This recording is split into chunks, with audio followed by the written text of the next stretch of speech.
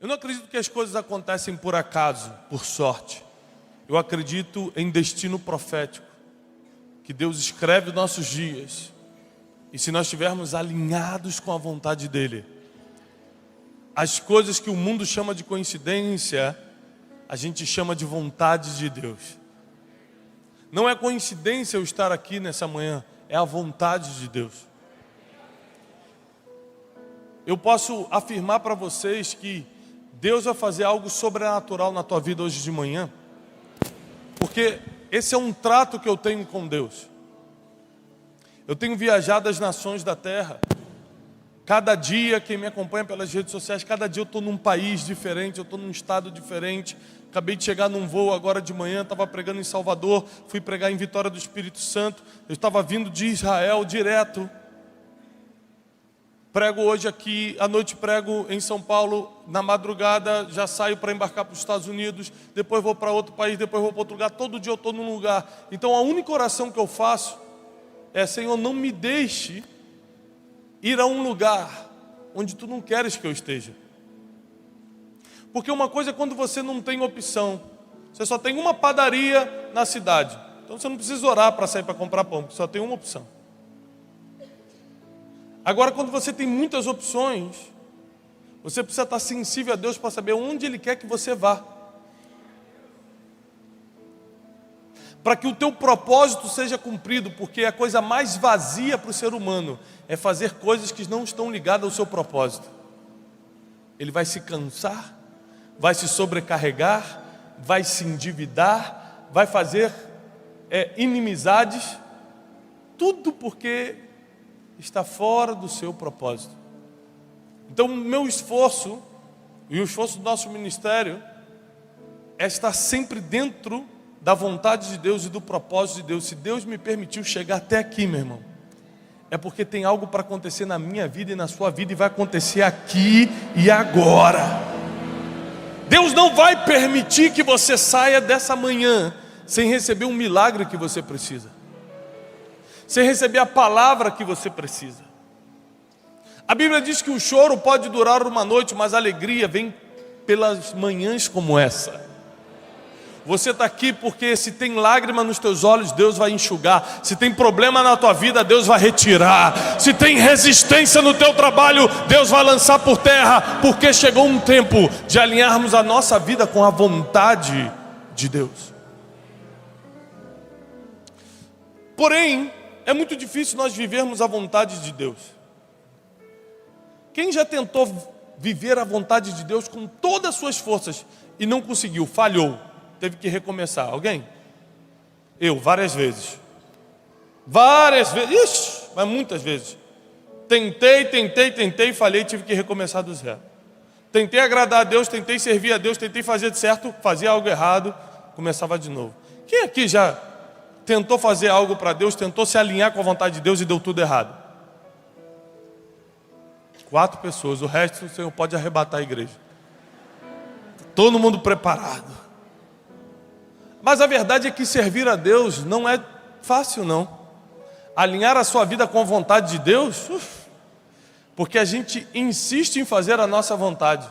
Eu quero isso, eu quero aquilo, tem que ser assim. Quando a gente ora, a gente pede a Deus o que a gente quer e não o que Ele quer. É muito difícil você pegar um crente que está orando assim: Senhor, bom dia, que hoje seja feito conforme a Tua vontade. A maioria fala: Senhor, não esquece que hoje tem aquela conta para pagar, Deus manda essa provisão, Senhor. Tu sabe. A gente está sempre pedindo algo. Concorda comigo ou só eu que oro assim? Eu sempre falo o que eu faço para vocês concordarem, e vocês concordam. Esse dia eu estava pregando, falei: quem aqui já matou alguém? Falei: eu nunca matei. Falei: não, porque eu matei. Falei: eu também, pastor, matei 3. Estou brincando. Mas o povo concorda quando o pastor fala que fez, né? Então, mas essa é a verdade. Eu já errei muito por não conseguir alinhar a minha vida, minhas atitudes com a vontade de Deus. E eu decidi que isso seria a prioridade da minha vida. Mas tem um problema. A gente não consegue alinhar a nossa vida com a vontade de Deus, porque o ser humano tem uma limitação. O ser humano tem um problema de memória. A gente esquece facilmente as coisas. Vem um governante qualquer faz besteira, fica 4 anos fazendo besteira, você sabe que ele fez, mas na época da campanha ele faz um comercial bonito, você esquece todos os 4 anos que foi ruim para a cidade e vota nele de novo.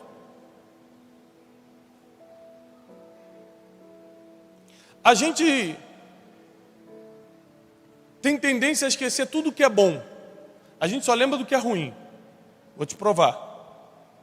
Você não lembra das pessoas que fizeram uma gentileza para você, mas você lembra das pessoas que pisaram no seu pé. Quando você pensa no seu passado, você não pensa, puxa, aquele primo que me emprestava o caderno para eu estudar. Não, você lembra aquele tio que me maltratava, ou o pai que me abandonou. Você lembra das coisas ruins, porque o sentimento negativo marca o teu passado. A gente tem um problema com as memórias positivas. Quem está entendendo? Eu nunca vi uma pessoa falar, gente, vocês viram hoje? Não, o que foi? Um avião decolou, foi um sucesso, pousou tudo direitinho, está tudo certo. Então, gente, que maluco. Porque ninguém celebra algo que deu certo. Agora deixa o avião cair. Vamos ficar 1 mês falando, você viu que o avião caiu? Gente, porque tudo que é negativo a gente adora anunciar, comentar, remoer, ficar lembrando. O que é positivo a gente nem bate palma. Olha como é que é o ser humano. Quem está pegando até aqui? 4 pessoas. Hoje tem 4 crentes aqui, eu fico feliz. A gente tem um problema de memória com tudo que foi positivo. Eu não sei se já aconteceu aqui para o senhor que é pastor, mas a gente ajuda a pessoa, prega para a pessoa, bota comida na mesa da pessoa, tira ela das drogas, tira da prostituição, ajuda, passa 1 ano. Fala, pastor, eu vou para outro lugar. Por quê? Não. Deus tem algo maior para mim. Ela esquece tudo que você fez de positivo. Se um dia você, por exemplo, contrariou a vontade dela, que ela interpretou como negativo, ela desconsidera 10 anos de coisas positivas por uma coisa negativa. A nossa memória positiva é muito fraca. Agora, a nossa memória negativa é intensa. Ninguém acorda rindo. Está rindo porque, gente, há 10 anos atrás, o pastor me deu uma palavra, que tremendo, estou rindo dessa palavra. Agora você acorda chorando por causa de coisa 10 anos atrás que alguém te feriu. É ou não é? Porque a nossa memória positiva é fraca. Agora, grandes homens, não só de negócio, mas grandes governantes, têm frases parecidas como: um povo sem memória é um povo sem história. Porque como você não consegue lembrar das coisas boas que te trouxeram até aqui, você não consegue contar a sua história. Aí quando você vai contar do que você chama de história para alguém, na verdade é um testemunho, porque você só conta coisa ruim. Eu ando pelos aeroportos aí, muita gente me para, vem contar testemunho, vem falar, pastor, tal, e me parou. Nessa viagem da Bahia para o Espírito Santo, antes de chegar aqui, um rapaz me parou e começou, pastor, olha, meu pai me abandonou, e começou a contar só história triste. Eu falei, irmão, tem alguma história boa para contar aí? Ele falou, não, pastor, mas o senhor precisa me escutar. Eu falei, deixa eu ser sincero contigo. Eu não sou a pessoa certa para te escutar. Eu estou no meio do aeroporto, estou cheio de coisa para fazer, eu estou indo para um lugar. Você está contando para mim, achando que vai resolver o problema, mas não vai. Eu não posso fazer nada por você além de orar, chegar no avião e falar assim, abençoa esse rapaz. É isso que vai acontecer, não tem outra coisa que eu vou fazer por você. Agora, quando você tiver a oportunidade de estar com pessoas que podem interferir na sua história, conte a sua história e não seu testemunho. Procure as pessoas certas para tratarem as suas lembranças dolorosas, porque as pessoas estratégicas têm que escutar as coisas boas que Deus fez na tua vida, para elas saberem quem é você. Para você não ser visto como um coitado, como um chorão, como a chorona que está sempre precisando de alguma coisa, mas como uma pessoa que superou todos os problemas pelo qual foi exposto. Eu quero profetizar, não existe nenhum problema que vai te derrubar, todos você vai superar. Para que o nome de Jesus fique mais famoso em Limeira por causa de você. por causa da tua família, por causa daquilo que era um problema e agora virou um testemunho, virou uma história para contar.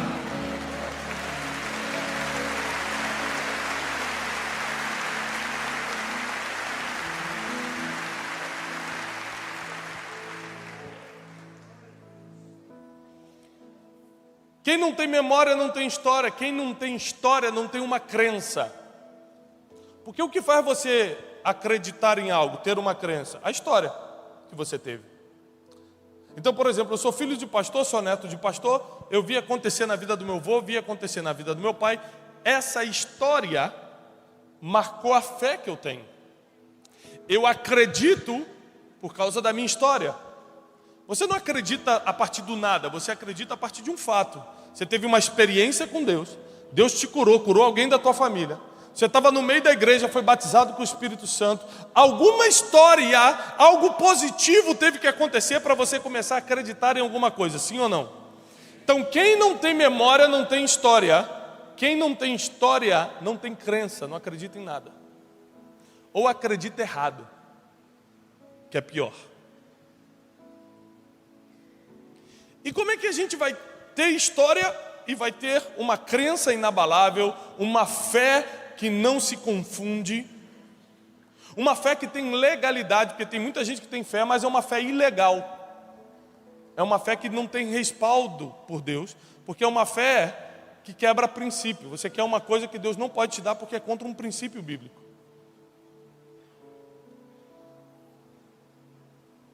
Como uma irmã me escreveu esses dias: pastor, você acha que eu devo orar pelo fulano? Eu falei: olha, por que você está me perguntando? Não, porque ele é casado. Eu falei: não estou entendendo, irmão. Orar pelo quê então? Porque eu sinto que ele é o homem de Deus para a minha vida. Eu falei: irmão, ou a irmã está bebendo cachaça gospel, ou o demônio já entrou na irmã. Como é que você vai orar por uma pessoa que já está casada? É uma fé ilegal, quem está entendendo? Então pior do que não acreditar é acreditar errado. Meu Deus. E isso tudo, a crença errada, a falta de história, que é a falta de testemunho para contar, é porque a gente não tem memória. A gente não consegue lembrar das coisas boas. Quando a Bíblia diz que a gente tem que ser como criança, quem já leu isso? Nós temos que ser como criança. É porque a criança tem uma forma de lembrar diferente da nossa. Semana passada, retrasada, eu estava no Egito, no Cairo, na cidade do Cairo. E eu estava com a minha esposa e com o meu filho do meio. Nós temos 3 filhos. Eu levei o José, um filho do meio, comigo na viagem. E quando a gente saiu do Egito, eu estava conversando com o José, meu filho, e falei assim: e aí, meu filho? Gostou da viagem? Ele falou: gostei, pai. Falei: pena que lá é tudo arrebentado, né? Você vai passando nas ruas do Cairo, as casas todas arrebentadas, tudo no tijolo, parece que está numa guerra. Falei: pena, né, filho, que lá tudo é feio, né? Tudo arrebentado. Ele falou: não, pai, não estava arrebentado, estava em construção. A criança lembra diferente da gente. Ela lembra com positividade, com esperança. Por isso que a Bíblia falou: sejam como crianças. Traga à memória aquilo que te dá esperança. O que não te dá esperança, arranca da tua memória. O que eu estava vendo como destruição, ele estava vendo como construção. O que você está vendo como uma destruição na tua vida, Deus está vendo como o início de uma construção que vai se tornar em algo que vai glorificar o nome de Deus na tua vida e na tua família. Porque a memória positiva da criança é diferente da nossa. A gente lembra para o nosso passado e só vê dor. A criança olha para o pai que maltratou ela 2 dias atrás e lembra com amor, porque o amor pelo pai na cabeça da criança é mais forte do que o maltrato. Por isso que a Bíblia fala: sejamos como crianças. Porque se a gente ficar usando a nossa memória adulta para olhar para o passado, a gente só vai olhar as coisas negativas que nos aconteceram. A gente não vai celebrar nada, a gente só vai ter coisa para reclamar. Eu quero trazer à memória aquilo que me dá esperança. Sua vida não está em destruição, ela está em construção. Você está num processo. A pessoa pode te ver de longe, te ver no tijolo e falar: ih, esse está mal. Não está mal não, ainda está faltando reboco, ainda está faltando cimento, ainda está faltando azulejo, ainda vai botar o teto, ainda vai construir muita coisa a partir de você. Você está em construção, a sua vida espiritual está em construção, a sua família está em construção, a sua vida emocional está em construção. Fala: pastor, eu sou muito fraco emocionalmente. Você está em construção. Daqui a 3 meses você vai estar totalmente diferente. Deus vai te amadurecer. Pastor, mas eu estou solteiro, eu sinto que não tem mais esperança. Calma. Quem está solteiro aqui ou solteira? Meu Deus. Quem está desesperado? Pastor, eu estou desesperado. Ninguém tem coragem, é por isso que não casa. Tá, eu não estou desesperado. É Deus: ah não, então fica esperando na fila aqui que tem uns desesperados que eu vou casar primeiro. Fica na fila, mano. Quem está desesperado e quer casar? É só dar uma pressão, ó. Já, os irmãos já se soltam. Deus está vendo, hein? Deus sabe que você está em construção e talvez não seja a hora de casar agora, porque se você casar no tijolo é muito desconfortável, e talvez em 6 meses você já esteja mais maduro ou mais madura para casar numa outra fase da construção, na qual nenhum dos dois vai sair ferido. Deus conhece o tempo, Deus conhece o futuro. Você não tem ideia do que vai acontecer amanhã. Deus já te viu daqui a 2, 3 anos. Ele sabe o que vai acontecer contigo. É por isso que até hoje Ele não deixou você cair de vez. É por isso que até hoje Ele não saiu do teu lado, porque Deus já te viu lá na frente. Ele já sabe quem você vai ser. As pessoas hoje estão vendo só essa casa que parece destruída, mas Deus já viu ela pronta.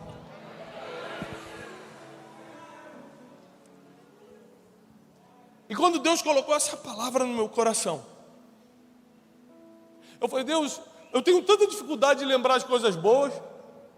Toda vez que eu olhava para o meu passado, eu via as coisas ruins. Eu quebrei, eu fui humilhado, me abandonaram, as pessoas que deveriam me aceitar me rejeitaram. Quando eu olhava para o meu passado, eu só conseguia lembrar das coisas ruins. Mas teve coisas boas? Teve. Teve uma coisa maravilhosa: eu nasci num lar evangélico. Enquanto muitas pessoas já morreram por overdose, eu estou internado em clínicas de reabilitação, eu nunca usei droga na minha vida. Eu devia estar celebrando por isso, porque muita gente morre por isso, e eu nunca usei. Eu deveria estar: Jesus, muito obrigado, porque eu nasci num lar cristão, nunca usei drogas. Mas não, a gente está focado no irmão que falou algo que a gente não gostou, mas não celebra tudo que Deus já fez. Eu devia estar agradecendo: Senhor, obrigado pela esposa que tu me deste ainda na juventude. Eu não tive que passar do que esses irmãos que levantaram a mão estão passando, Senhor.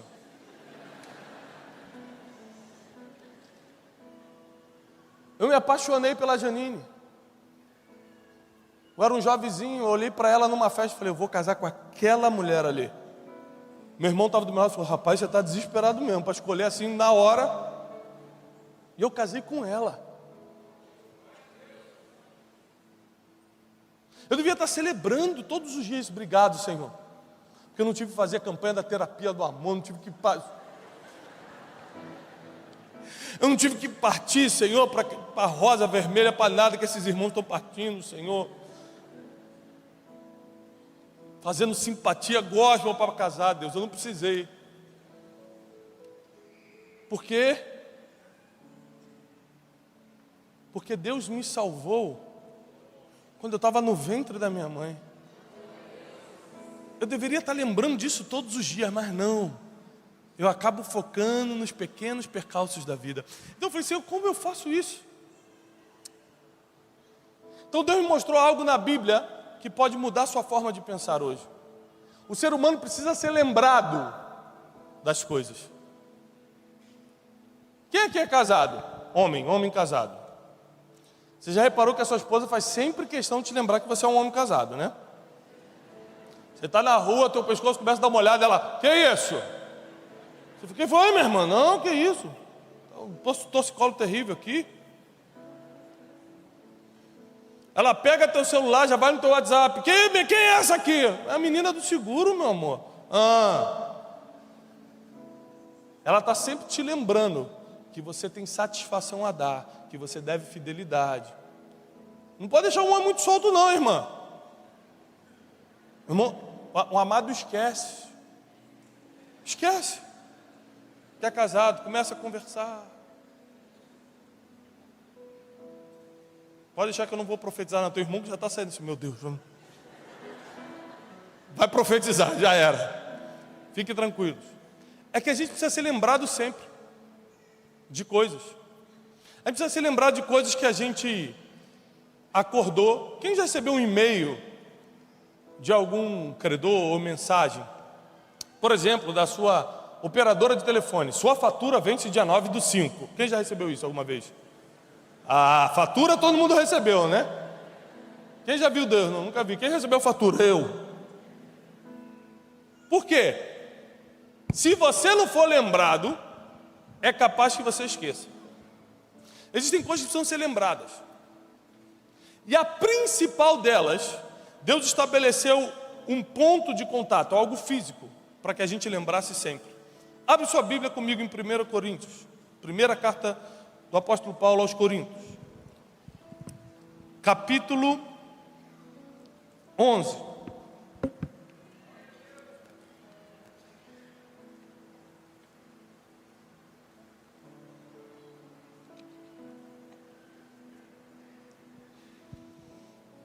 Versículo 24. E tendo dado graças, ele partiu o pão e disse: tomai e comei, isto é o meu corpo, que é partido por vós. Fazei isto em memória de mim. E continua o versículo dizendo: depois, da mesma maneira, também tomou o cálice, depois de cear, dizendo: este é o cálice da nova aliança, do Novo Testamento, no meu sangue. Fazei isto todas as vezes que beberdes, em memória de mim. Deus, sabendo que a gente tem uma amnésia com coisas positivas, Ele quis te lembrar a coisa mais positiva que aconteceu na vida da humanidade, que foi a morte e ressurreição de Cristo. O único caminho que nos leva para o céu, que cura nossas enfermidades, que tira os demônios da nossa vida e da nossa família, que liberta nossas situações financeiras e emocionais. A única solução que a gente precisava, para que a gente nunca esquecesse da coisa principal, Deus estabeleceu algo para que todos os meses você lembre que algo aconteceu na tua vida, que nada que seja negativo vai cobrir isso que foi positivo, que foi a ressurreição de Cristo, e Ele ter escolhido você para ser um dos participantes da mesa. Toda vez que você pegar o cálice, toda vez que você pegar o pão, você vai lembrar com alegria: foi por causa de mim, foi para que a minha cara, para que a minha família, para que a minha vida, que parece que está destruída, na verdade esteja apenas em construção, porque por causa da morte e ressurreição de Cristo, eu posso continuar andando, eu não preciso parar, porque tem uma promessa para você do próprio Jesus em Mateus 28, eis que estarei convosco todos os dias, até a consumação dos séculos. A ceia foi estabelecida pelo Senhor, para você lembrar o que Ele já fez por você. A ceia não é uma promessa, ou seja, não é algo que Ele está prometendo no futuro. A ceia é uma lembrança, é uma memória do que Ele já fez. Isso Ele não quer que você esqueça. Deus não quer que você esqueça do sacrifício do próprio Filho, para que hoje você tivesse direito à vida eterna. Para que hoje, em meio às tempestades da vida, você diga que está sozinho.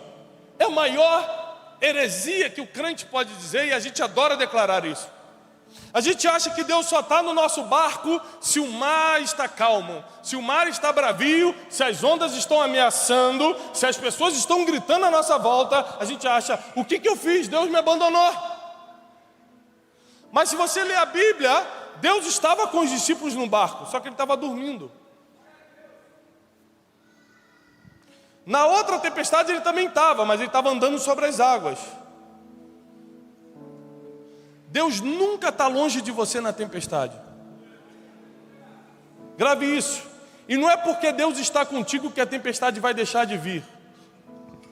Porque a melhor performance de Deus não é num ambiente de calmaria.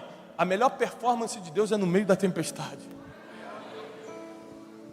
E para que Ele estabeleceu a ceia? Para que você estivesse no meio da tempestade familiar, no meio de uma tempestade financeira, no meio de uma tempestade física, está enfermo, no meio de uma tempestade emocional, depressão, tristeza, angústia. Você pegue o cálice, você pegue o pão e lembre do que Ele já fez por você. E lembre que no meio dessa tempestade, Ele continua contigo todos os dias, até a consumação dos séculos. Esse é o nosso Deus. Esse é o nosso Deus. Um Deus que não te abandona, um Deus que não te deixa. Um Deus que sempre vai fazer você lembrar de onde Ele te tirou. Ele criou esse ponto de contato, que é o pão e o cálice, para que você lembre o que Ele já fez. Se Ele não fizer mais nada pela sua vida, porque a gente vem para a igreja às vezes para pedir coisas para o futuro, mas se Deus não fizer mais nada pela sua vida, você ainda assim já está garantido, porque o principal já está feito, não vai fazer. Jesus já morreu por você, independente se você vai errar amanhã ou se você vai continuar certinho. Ele já morreu. Ele já ressuscitou, independente se você fizer tudo certo ou se você falhar daqui a uma semana. Ele já ressuscitou. Ele não vai ressuscitar se você fizer tudo certo. Ele já pagou o preço, sabendo que você poderia errar. Ele já te perdoou, sabendo que você poderia falhar. Ele já fez tudo o que tinha que fazer. A única coisa que Ele te pede não é perfeição, é memória. Deus não está te pedindo, olha, você precisa ser perfeitinho, hein? Eu quero curar, quero ver você curando os enfermos. Ele sugere muitas coisas. Ide, pregai o Evangelho. O Evangelho é até um imperativo, você tem que fazer. Outras coisas Ele deixa para você como uma escolha. Obrigado, meu irmão. Uma irmã teve misericórdia aqui.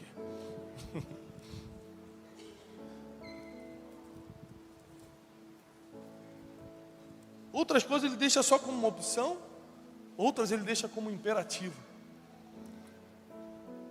O que Deus está te cobrando hoje não é que você seja o melhor dos homens ou a melhor das mulheres, é que você apenas tenha memória.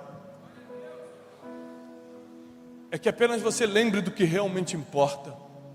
Não lembre de quem te feriu, lembra que Deus te perdoou. Não lembra que alguém falou para você que você não ia ser nada. Lembra que Deus falou que ia te levantar. Lembra do que saiu da boca de Deus e não da boca de um irmãozinho. Lembra das palavras que vieram do alto e não das palavras que vieram do lado.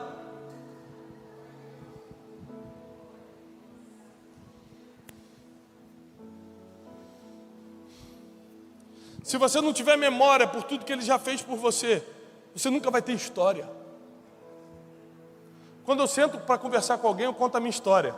A minha história não é, eu sou um perdedor, eu estou doente, eu não sirvo, eu não presto. A minha história é, eu estava quebrado, eu estava destruído, quando eu lembrei que o preço já tinha sido pago. Quando veio a minha memória, que maior é o que está em mim do que tudo que está lá fora no mundo. Quando eu lembrei, quando eu tive a certeza de que tudo que eu precisava já tinha sido feito na cruz. E aí as coisas começaram a mudar na minha vida e Deus começou a me levantar. E aí o que era um testemunho vira um testemunho. E o nome de Jesus começa a ser divulgado por causa da tua história. Só que só tem história quem tem memória. E só tem crença quem tem história. Então a minha fé é inabalável. Não porque eu sou especial. Não porque eu oro muito. Não porque eu sou o santo. A minha fé é inabalável porque eu tenho história. Eu sei o que Ele fez por mim. Eu tenho história para contar entre eu e Ele. Eu tenho história para contar de coisas que Ele me falou no quarto, só eu e Ele, e aconteceu na frente de todo mundo. Alguém está aqui, foi na conferência de China, a nossa conferência anual? Alguém foi na conferência de China? Não? Lá em cima, amém. Esse ano você vai, de 2019, em nome de Jesus. Um mês antes da conferência de destino, uma conferência que acontece num ginásio, para 6.000 líderes, de todo o Brasil e de outros países que vêm. Um mês antes, quem me pediu para fazer? Deus. Um mês antes, a realidade mostrava que tudo ia dar errado. Nós tínhamos 10% das inscrições. Estava acabando a crise dos caminhoneiros, o Brasil estava se organizando. A gente não sabia o que fazer, nem os fornecedores de som, de luz confirmavam, nem as pessoas faziam inscrição. Eu lembro que um mês antes, 30 dias antes, a minha esposa chegou e falou para mim: Tiago, não é vergonha se você quiser cancelar. Eu falei: olha só, se eu tivesse inventado essa história, agora eu teria que cancelar por sabedoria. Mas como não veio de mim, eu sei quem me falou isso no secreto. Eu tenho memória. Eu lembro que não fui eu. Eu lembro de onde veio. Eu lembro de onde veio essa palavra. Se você lembrar de onde veio a palavra que entrou no teu coração, ninguém rouba ela de você. Ninguém arrebata a tua fé. Eu falei assim: não vamos cancelar, porque eu sei de onde veio a palavra. Eu dobrei meus joelhos 30 dias antes, falei: Senhor, me dá um sinal de que no meio dessa tempestade Tu estás comigo. Porque como é que fica o nosso coração? Como é que fica o nosso nome? Como é que fica a nossa vida financeira? Porque o investimento é muito alto para fazer algo desse tipo. São muitas preocupações. Eu falei: Senhor, me dá só um sinal. Se Tu me deres um sinal em 24 horas de que Tu estás comigo, eu passo por essa tempestade tranquilo. Por que pedir sinal? Porque é bíblico. Pedro falou no meio da tempestade: se és Tu que estás aqui, manda-me ter contigo. Jesus falou: vem. É muito importante você pedir um sinal para o Deus que está no meio da tempestade contigo. Dormi. Quando eu acordei, me ligaram do escritório e falaram: Tiago, hoje de manhã entraram 700 inscrições. É um sinal ou não é? Passou 10 dias, 2.000. Passou 15 dias, 3.000. Passou no dia, 6.000 pessoas do lado de dentro, 800 querendo entrar e o bombeiro não deixava. Então a primeira vez que eu peguei o microfone, eu fiz a única coisa que eu podia fazer, me ajoelhei e falei: Senhor, tudo isso só está acontecendo porque Tu quisestes assim. Porque Tu me lembraste quem me deu a palavra. Porque a Bíblia diz que a glória dele, Ele não divide com ninguém. Se você comprou o teu carro pelo teu esforço, em 72 prestações, que você atrasava 3, pagava 1, foi algo que você fez. Agora, se Deus te deu o que você tem, a glória tem que ir para Ele. Se Deus que te levantou, se Deus que deu o teu ministério, se Deus que deu o teu casamento, se você realmente sabe que o que está na tua mão hoje foi Deus que te deu, dá a glória para Ele, porque Ele não divide a glória com ninguém.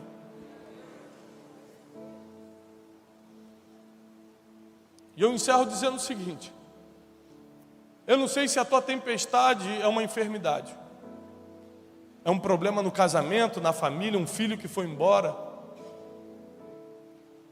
As nossas preocupações familiares nunca terminam, né? Meus filhos estão crescendo, aí termina aquelas preocupações normais da infância. Agora começa as preocupações da adolescência. Aí depois eles casam e falam, agora casou, terminou. Não, agora você está preocupado se o casamento vai dar certo. Aí tem os netos, começa a preocupação com os netos. Ou seja, preocupação familiar nunca termina. Preocupação financeira também não, a não ser que Deus te faça um bilionário. Preocupação com a saúde nunca termina. Você está bem hoje, daqui a 2 semanas pode sentir um negócio, meu Deus, que troço estranho. Sim ou não? Sabe o que eu descobri? Muitas serão as aflições dos justos. Mas tenham memória. Lembrem-se, eu venci o mundo. Se você não lembrar as promessas de Deus para a sua vida, se você não lembrar que tudo que Ele tinha que fazer por você, Ele fez na cruz, você vai continuar orando errado, crendo errado e não vai ter história para contar. Mas eu quero profetizar sobre a tua vida, sobre a tua família e o teu ministério, que em nome de Jesus, assim como Deus nos fez lembrar da morte e ressurreição de Jesus através da ceia, Ele vai te fazer lembrar de tudo que Ele já fez por você. A tua história vai começar a mudar de negativa para positiva, de desgraça para honra, para dupla honra. Pastor, eu fui muito envergonhado, no lugar da vergonha eu darei dupla honra. Pastor, eu já fui humilhado, somente os humilhados serão exaltados. Você nunca vai ser exaltado se não for humilhado. Você nunca vai ter dupla honra se não passou vergonha. Então saiba que até na tua vergonha Deus planejou para que você tivesse direito à dupla honra. Tudo que Ele permitiu na tua vida foi para que você chegasse até aqui